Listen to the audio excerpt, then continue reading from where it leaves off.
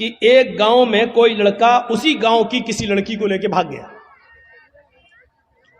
2-4 دن کے بعد پکڑ گئے, گاؤں واپس آئے. اب لڑکی کا باپ روتا ہے, میری لڑکی تو عزت لٹ گئی, برباد ہو گئی, منہ دکھانے کے لائق نہیں ہے.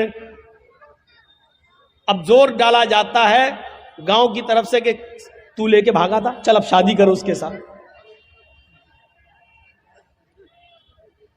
یہ گاؤں کی طرف سے فیصلہ ہوتا ہے شادی کرو اس کے ساتھ, اور وہ لڑکا تیار نہیں ہے شادی کرنے کے لیے. وہ لڑکا کہہ رہا بھائی شادی کی تو کوئی بات ہی نہیں ہوئی تھی. اب یہ لڑکی کا باپ کہہ رہا ہے یہ لڑکا لے کے بھاگ گیا میری لڑکی کو. اب میری لڑکی تو بدنام ہو گئی, کچھ ہوا ہو یا نہ ہوا ہو, لیکن بدنام تو ہم ہو گئے, کون میری لڑکی سے شادی کرے گا؟ لڑکے کا باپ یہ کہہ رہا بھائی دونوں باتیں کرتے تھے, موبائل پہ لگے رہتے تھے رات رات بھر, ہم کیا کریں؟ لڑکا کہہ رہا ہم شادی کیوں کریں, شادی کی کوئی بات ہی نہیں ہوئی ہے اس سے ہماری. ٹھیک ہے ہم بھگا کے لے گئے تو تمہارے گھر تھوڑی گھس کے لے گئے تھے ہم, فون پہ بات ہوئی فلاں جگہ تم آ جاؤ, ہم بھی فلاں جگہ چل رہے ہیں, موٹر سائیکل لے کے آ جائیں گے. ہم وہاں موجود تھے, یہ آ گئی, ہم لے کے بھاگ گئے. اب گاؤں میں جو سرپنچ ہوتے, مکھیا لوگ, سنو, اگر یہاں پر بھی ایسا ہوتا ہے تو سن لیں اس گاؤں کا مکھیا اور سردار, قیامت کے دن تمہیں بھی گواہی دینا پڑے گی اور اللہ کے سامنے تمہیں بھی جواب دینا پڑے گا. اب کیا ہوتا ہے, اچھا ٹھیک ہے تو شادی نہیں کرے گا, نہیں, اب اس لڑکی کا تو عزت خراب ہو گئی, ہاں تو کیا ہوا, چل 5 لاکھ روپے جرمانہ دے گا لڑکا والا لڑکی کو. ابے تیرے باپ کا فیصلہ ہے؟ گاؤں کے مکھیا, سردار یا سرپنچ یا پنچایت میں جو لوگ بیٹھ کر یہ فیصلہ کرتے ہیں یہ سب رونگ ہے, قرآن و حدیث کے خلاف فیصلہ کر رہے ہیں. دنیا میں 5 لاکھ 4 لاکھ روپے دلوا سکتے ہو, لیکن قیامت کے دن اپنے آپ کو بچا نہیں سکتے ہو اس فیصلے سے. سوال یہ پیدا ہوا ہے کہ لڑکا بھاگا تو لڑکی بھی تو بھاگی, پھر جرمانہ صرف لڑکے پر کیوں عائد ہو رہا ہے, اور لڑکے کا پیسہ 4 لاکھ 5 لاکھ روپے آپ لڑکی کو اور اس کے باپ کو دلا دیتے ہیں؟ یہ کہاں کی انسانیت ہے؟ جبکہ قرآن یہ کہہ رہا ہے الزانیۃ والزانی فاجلدوا کل واحدۃ منہما 100 جلدہ. زنا کرنے کی, بدکاری کی شروعات لڑکے کی طرف سے پہلے نہیں, لڑکی کی طرف سے پہلے ہوتی ہے. بھاگنے اور بھگانے کی شروعات لڑکے کی طرف سے نہیں, لڑکی کی طرف سے پہلے ہوتی ہے. یہ سوئی ہے, یہ دھاگا ہے, جرجی صاحب سوئی میں دھاگا ڈال رہے ہیں, لیکن سوئی کو ہم ایسے ہٹا دیتے ہیں, دھاگا جا ہی نہیں سکتا ہے. جب سوئی اپنی جگہ پر کھڑی ہے, ٹس سے مس نہیں ہو رہی ہے, تب دھاگا اس سوئی کے اندر چلا جائے گا.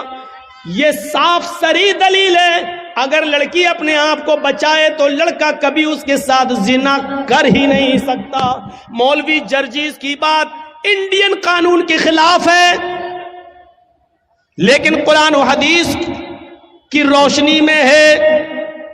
زنا کی شروعات اگر لڑکی بھاگنے کے لیے تیاری نہ ہو تو لڑکا بھگا ہی نہیں سکتا ہے. لڑکی بھاگتی نہیں. سوال ہے صاحب میرا لڑکا, تمہارا لڑکا میری لڑکی بھگا کے لے گیا, تو 18 سال تک پالتا رہا, پھر تو اپنی الماری بھی نہیں بچا سکا, وہ پیسہ بھی لے کے بھاگ گئی اور سونا بھی لے کے چلی گئی, زیور بھی لے کے چلی گئی.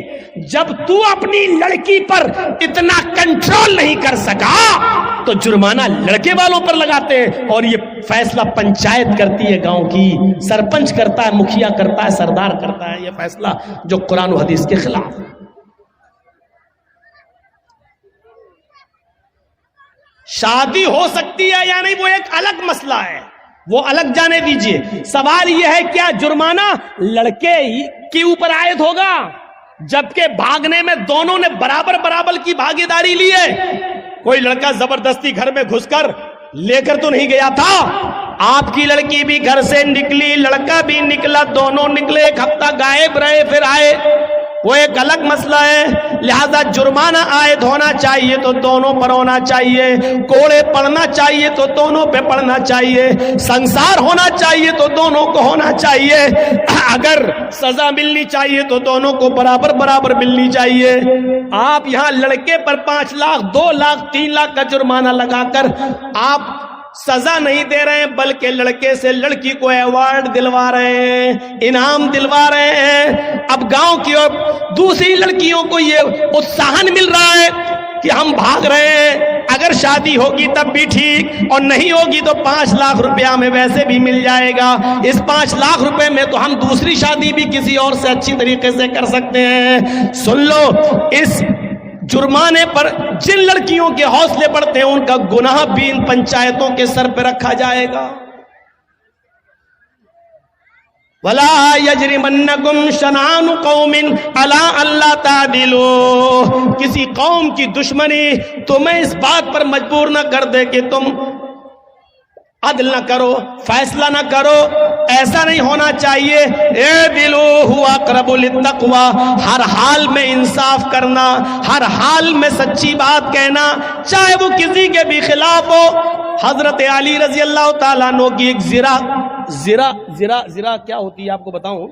زرہ ہوتی ہے, جنگ میں جب لڑا جاتا تھا تو ایک لوہے کی قمیص کی طرح یا کرتے کی طرح ایک وہ ہوتا تھا, وہ اپنے گلے میں ڈال لیا جاتا تھا تاکہ دشمن کا تیر سینے میں نہ لگے, اس لوہے پر لگ جائے. تیر آئے, کھنجر آئے, تلوار آئے تو وہ لوہے پر لگے, تو اس کو بولتے تھے زرہ. تو جنگ میں جاتے تھے تو زرہ پہن لیتے تھے صحابہ. حضرت علی کی بھی ایک زرہ تھی جو گھر کے باہر رکھی ہوئی تھی. حضرت علی اندر چلے گئے, زرہ باہر رکھی رہی. جب گھر سے باہر آئے تو زرہ غائب ہو گئی. پانی ہے, ٹھیک ہے, چلو آج پی لیتا ہوں.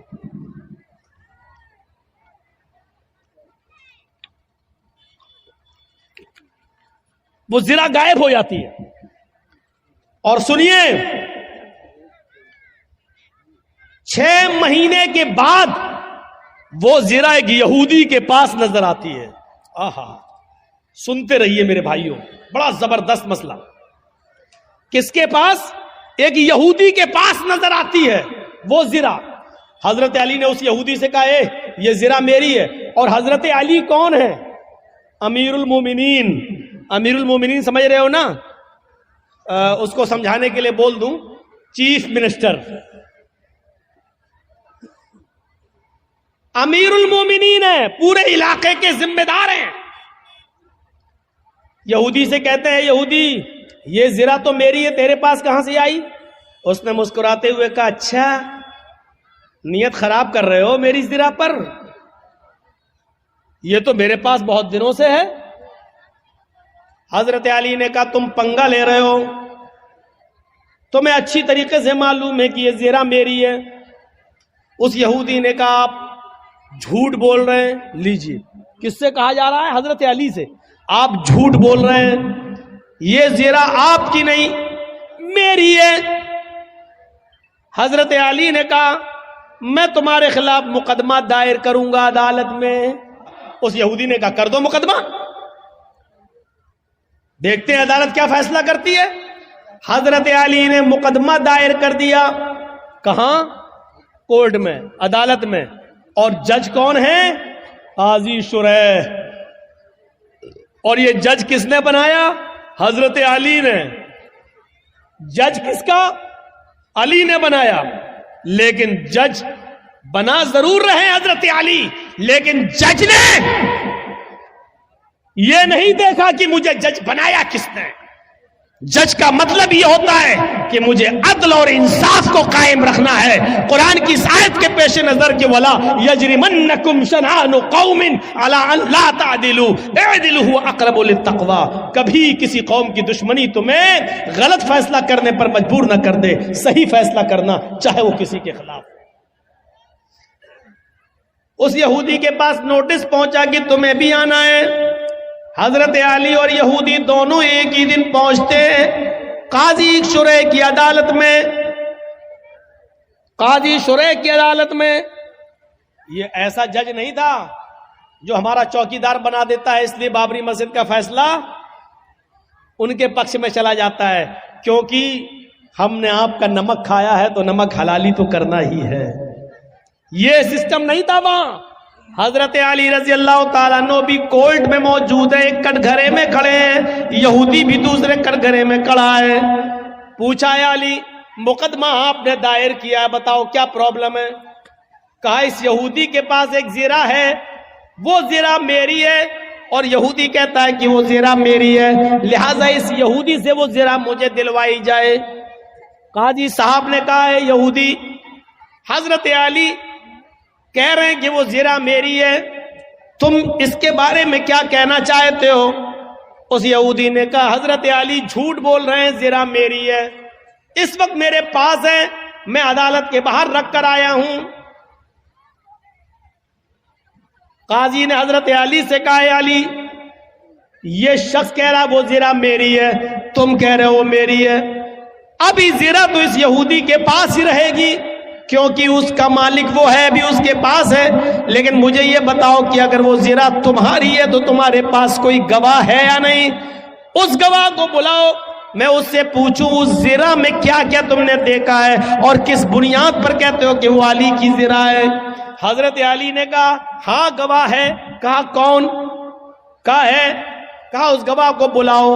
جب گواہ کو بلایا گیا تو وہ گواہ حضرت علی کے بیٹے حضرت حسن تھے، وہ کٹ گھرے میں کھڑے ہوئے اور گواہی دینے لگے، اے قاضی صاحب یہ میرے ابو کی زیرہ ہے اور میں زیرہ کو اچھی طرح پہچانتا ہوں، میرے باپ کبھی جھوٹ نہیں بولے، لہذا یہ زیرہ میرے ابو کی ہے، میں گواہی دیتا ہوں اس زیرہ کو یہودی سے لے کر میرے باپ کو دلوایا جائے۔ قاضی صاحب کا فیصلہ سنیے، قاضی صاحب کا فیصلہ سنیے۔ قاضی صاحب کہتے ہیں امیر المومنین سے، اے علی جی آپ کی گواہی آپ کے بیٹے نے دی اور شریعت باپ کے حق میں بیٹے کی گواہی معتبر نہیں مانتی ہے۔ شریعت کہتی ہے، قرآن و حدیث کہتی ہے باپ کی گواہی اگر بیٹا دے تو اس گواہی کو نہیں مانا جائے گا، کیونکہ بیٹا اپنے باپ کے خلاف بولتا ہی نہیں ہے، وہ اپنے باپ کی حمایتی میں بولتا ہے، لہذا کوئی دوسرا گواہ لاؤ، آپ کے بیٹے کی گواہی شریعت کے مطابق قبول نہیں۔ حضرت علی نے کہا ایک دوسرا گواہ بھی ہے میرے پاس، اپنے غلام کو بلایا۔ جب غلام کٹ گھرے میں آتا ہے حضرت علی نے کہا یہ میرا گواہ ہے، غلام نے گواہی دی کہ یہ زیرہ علی کی ہے، ہمارے آقا کی ہے۔ حضرت جج صاحب نے پوچھا قاضی صاحب نے کہ تم کون ہو؟ کہا میں ان کا غلام ہوں۔ فرمایا کمبر نام ہے میرا، میں ان کا غلام ہوں۔ کہا ہے علی شریعت کہتی ہے مالک کے حق میں غلام کی گواہی بھی قبول نہیں کی جاتی ہے، کیونکہ غلام اپنے آقا کے خلاف اپنے مالک کے خلاف بولتا ہی نہیں ہے، اس کے اوپر اپنے مالک کا پریشر ہوتا ہے، وہ جانتا ہے کہ اگر اپنے مالک کے فیور میں نہیں بولا تو گھر مار کھائیں گے، ہمیں مارا جائے گا، ستایا جائے گا، لہذا مالک کے حق میں غلام کی گواہی بھی قبول نہیں۔ اے علی معذرت کے ساتھ آپ کی غلام کی گواہی بھی قبول نہیں کی جائے گی، کوئی اور گواہ ہو تو لاؤ۔ حضرت علی نے کٹ گھرے میں کھڑے ہو کر کہا اے جج صاحب، قاضی صاحب، ان دو گواہیوں کے علاوہ میرے پاس اور کوئی گواہی نہیں ہے۔ آج کل تو 100 روپے میں جھوٹے گواہ مل جاتے ہیں، میرے پاس اور کوئی گواہی نہیں ہے۔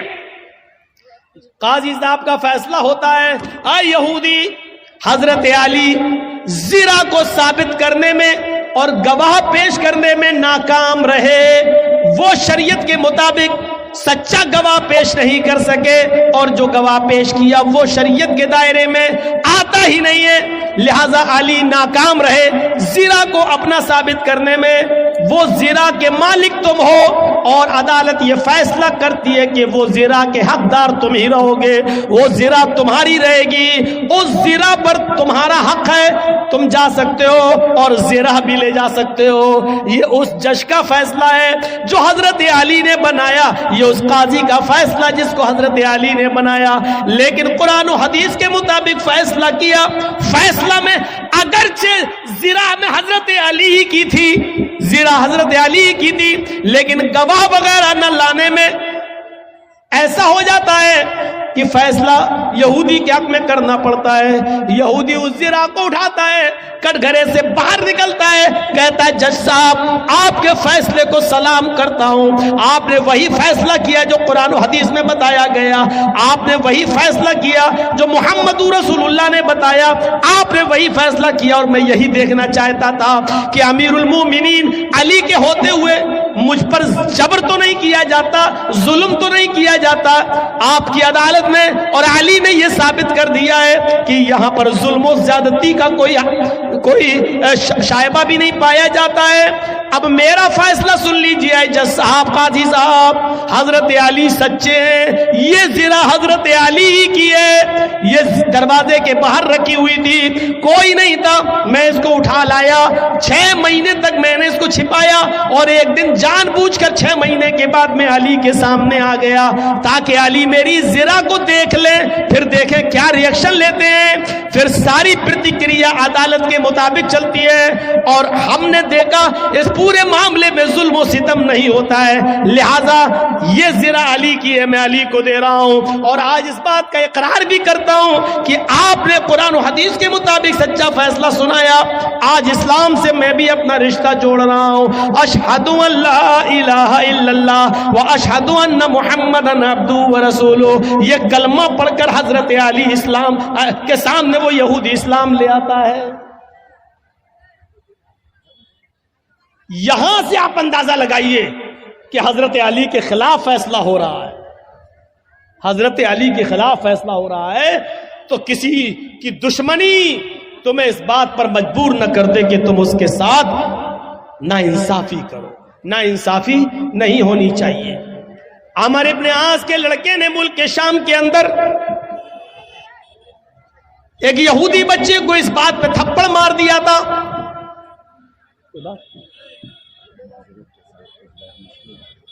تین بجے رات میں نہیں ہوتا 3 بجے رات میں کوئی غیر مسلم نہیں ہوتا، یہ سب بکواس ہے.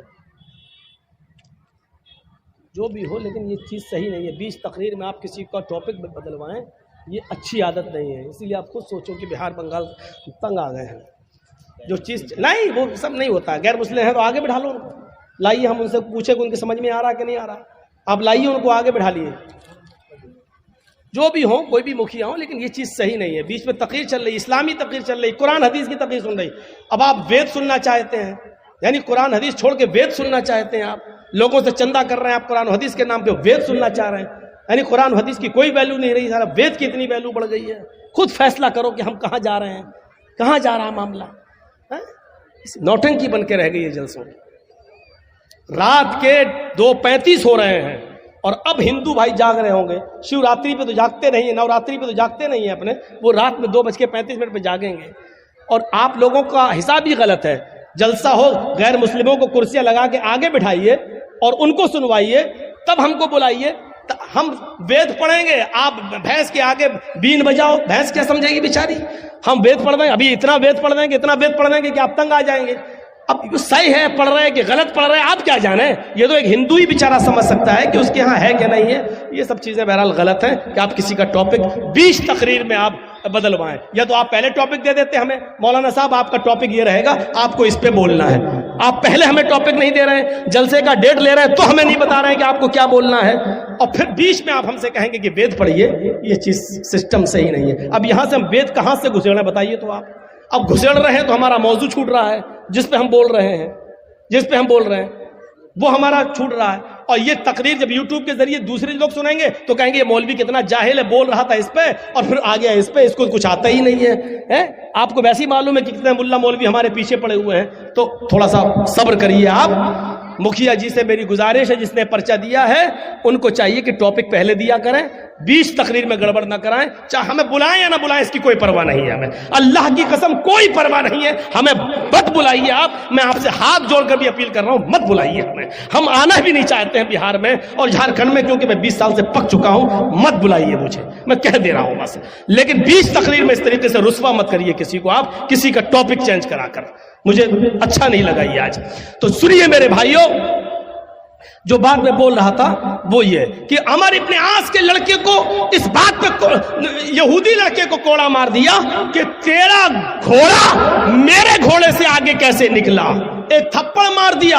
اور چھوٹا سا بچہ، وہ 12 سال کا یہودی بچہ، سیدھے سیدھے کہتا ہے کہ میں اب جاؤں گا اور میں اس شہر کے گورنر عمر ابن عاص سے اس کی شکایت کروں گا کہ تم نے مجھے تھپڑ مارا ہے. بیٹا کیا کہتا ہے؟ عمر ابن عاص کا بیٹا کیا کہتا ہے یہودی بچے سے؟ ارے جا، جس سے بھی شکایت کرنا ہو کر، میرا کوئی کچھ نہیں کر سکتا، میں اسی گورنر کا بیٹا ہوں، میں عمر ابن عاص کا بیٹا ہوں، میں عمر ابن عاص کا بیٹا ہوں، مجھے کوئی کچھ نہیں کر سکتا. پھر یہودی بچے کی ہمت نہیں ہوئی، بھائی گورنر کا بیٹا ہے اب کیا ہوگا؟ جیسے یو پی میں منتری کا بیٹا گاڑی چڑھوا دیا. اب سوچئے اتر پردیش کی فضا کیا ہو رہی ہے. انڈا چوری، کتاب چوری، بکری چوری، یہ مقدمے لگے ہیں اعظم خان کے اوپر، ابھی تک 2 سال سے جیل میں ہے. اور ایک آدمی منتری کا بیٹا 8 کسانوں کے اوپر گاڑی چڑھا دیا تو 4 مہینے میں جیل سے باہر آ گیا، 4 مہینے میں جیل سے باہر آ گیا. کیوں؟ منتری کا بیٹا ہے اور گرا راج منتری کا بیٹا ہے. تو اب آپ سوچئے کون کیا کر سکتا ہے. تو وہ عمر ابن عاص کے بیٹے نے سوچ لیا کہ میرا کیا اب کیا ہوگا. یہودی بچے نے سوچا یہ تو اس گورنر کا بیٹا ہے. 1 مہینے کے بعد جب حضرت عمر آتے ہیں اور انہوں نے تمام لوگوں کو اکٹھا کیا، پوچھا تم عمر ابن عاص سے خوش ہو یا نہیں؟ میں نے جس کو گورنر بنایا تھا تم اس سے خوش ہو یا نہیں؟ تمام لوگ کہتے ہیں خوش ہیں، عمر ابن عاص کی حکومت بہت اچھی چل رہی ہے، اچھا کام کر رہے ہیں، ہمیں کوئی پریشانی نہیں ہے. ایک چھوٹا سا بچہ وہی 12 سال کا یہودی کا کھڑا ہو کر کہتا ہے کہ میں عمر ابن عاص سے خوش ہوں، سب کچھ ٹھیک ہے، لیکن امیر المومنین ایک چیز کا انصاف مجھے چاہیے. آج سے 1 مہینہ پہلے عمر ابن عاص کے بیٹے نے مجھے تھپڑ مار دیا تھا صرف اس لیے کہ میرا گھوڑا ان کے گھوڑے سے آگے نکل گیا تھا. اسی بات پر غصہ ہو کر انہوں نے تھپڑ مار دیا تھا. اچھا ادھر آؤ. اس 12 سال کے بچے کو بلایا اور یہودی بچے کو بلایا، ادھر آؤ، اپنی گود میں بٹھایا، پوری بات بتاؤ. پوری بات بتائی. کہا کہ عمر ابن عاص کے بیٹے نے مارا. کہا پھر تم نے شکایت کیوں نہیں کی؟ کہا اس لیے نہیں کی کہ عمر ابن عاص کے پاس جب میں آ رہا تھا تو عمر ابن عاص کا بیٹا مجھ سے بولا میرا کچھ نہیں ہوگا، میں عمر ابن عاص کا بیٹا ہوں، میں گورنر کا بیٹا ہوں، میرا کوئی کچھ نہیں کر سکتا. فرمایا اچھا چلو 1 تھپڑ مارو. 1 تھپڑ عمر ابن عاص کے بیٹے کے مارا گیا، زور سے تھپڑ لگایا گیا، جلاد نے تھپڑ لگایا. پھر عمر ابن عاص سے کہا آپ بھی ادھر آئیے. عمر ابن عاص نے کہا مجھے کیوں؟ جلاد سے کہا 1 تھپڑ اس کے باپ کے بھی مارو، اس گورنر کے بھی مارو. پوچھا ایسا کیوں؟ کہا پہلے تھپڑ کھاؤ اس کے بعد بتاتا ہوں. 1 تھپڑ عمر ابن عاص کے بھی پڑ گیا. عمر ابن عاص نے کہا آپ کا انصاف تو ٹھیک ہے، بیٹے نے مارا تھا، بیٹے کو مارا گیا، لیکن مجھے کس لیے مارا گیا ہے اے امیر المومنین، کیا آپ یہ بتائیں گے؟ فرمایا ہاں تمہیں اس لیے مارا گیا ہے کیونکہ تم نے اپنے بیٹے کو صحیح تعلیم نہیں دی ہے، تم نے اپنے بیٹے کو صحیح تربیت نہیں دی ہے، تم نے اپنے بیٹے کو صحیح درس نہیں دیا ہے. تمہارا بیٹا یہ کیسے بولا کہ میں اس شہر کے گورنر کا بیٹا ہوں، میرا کوئی کچھ نہیں کر سکتا؟ اس کا مطلب یہ ہے کہ تم نے ان کو اسلام کی تعلیم نہیں دی ہے، ان کو تم نے اسلام کی دعوت نہیں دی ہے، ان کو بتایا نہیں ہے کہ اسلام میں امیری غریبی کچھ نہیں، چھوٹا بڑا کچھ نہیں ہوتا ہے، سب برابر ہے. آپ کے بیٹے کو یہ تربیت کہاں سے ملی کہ میرا باپ گورنر ہے، میرا کوئی کچھ نہیں کر سکتا ہے؟ تم نے اپنے بیٹے کو صحیح تعلیم نہیں دی ہے، اس لیے یہ تھپڑ تمہیں مارا گیا. اب آئندہ تم اپنی اولاد کو بھی صحیح تربیت دو گے. یہ عدل تھا، یہ انصاف تھا، یہ فیصلہ تھا میرے بھائیوں اس زمانے کا. قرآن یہی کہتا ہے کہ کوئی دشمن بھی تمہارا ہو لیکن فیصلہ کرنا ہو تو دشمن کے اگر حق میں جا رہا تو کر دو، یہ مت دیکھو کہ یہ میرا دشمن ہے. اس کو ہم کیسے وَلَا يَجْرِمَنَّكُمْ شَنَآنُ قَوْمٍ عَلَىٰ أَن لَا تَعْدِلُوا، کوئی قوم کی دشمنی تمہیں کسی کے ساتھ بے انصافی کرنے پر مجبور نہ کر دے. ایک اور چیز قرآن کہتا ہے، قرآن نے یہ بات بتائی ہے اور اس بات پر ہم آپ کی بات تھوڑا سا رکھ لیں گے، ویدوں کے منتر بھی چلو اس میں ہم تھوڑے سے جوڑ دیں گے میرے بھائیوں. یہاں پر قرآن نے دشمنی کی ایک وجہ یہ بتائی ہے کہ دشمنی کب ہوتی ہے لوگوں کے درمیان، اس کے جڑ کو ختم کر دیا ہے، اور اس کے جڑ کو ختم کرتے ہوئے کیا کہا؟ وَلَا تَسُبُّوا الَّذِينَ يَدْعُونَ مِن دُونِ اللَّهِ فَيَسُبُّوا اللَّهَ عَدْوًا بِغَيْرِ عِلْمٍ۔ تم دوسروں کے معبودوں کو برا بھلا مت کہو، تم دوسروں کے بزرگوں کو برا بھلا مت کہو، تم دوسروں کے بزرگوں کو گالی مت دو۔ فَيَسُبُّوا اللَّهَ، جواب میں وہ تمہارے اللہ کو گالی دیں گے۔ بھائی تم، اللہ کے نبی نے فرمایا تم کسی کی ماں کو گالی مت دو، تو صحابی نے پوچھا اللہ کے رسول، اللہ کے نبی نے کہا کہ تم اپنی ماں کو گالی مت دو، تو صحابی نے کہا اللہ کے رسول اپنی ماں کو گالی کون دے گا؟ ایسا کون نالائق بیٹا ہوگا جو اپنی ماں کو گالی دے گا؟ تو اللہ کے نبی نے کہا تم کسی کی ماں کو گالی دو گے، کسی کو اس کی ماں کی گالی دو گے، جواب میں وہ تمہیں تمہاری ماں کی گالی دے گا، تو اس کا مطلب کیا ہوا کہ تم نے اپنی ماں کو گالی دی۔ نہ تم اس کی ماں کو گالی دیتے، نہ وہ جواب میں تمہاری ماں کو گالی دیتا، تو گویا کہ تم نے خود اپنی ماں کو گالی دی ہے۔ کتنی اچھی بات ہے، بتائیے اتنی اچھی باتوں کو چھوڑ کر آپ اوم بھوم سننا چاہتے ہیں؟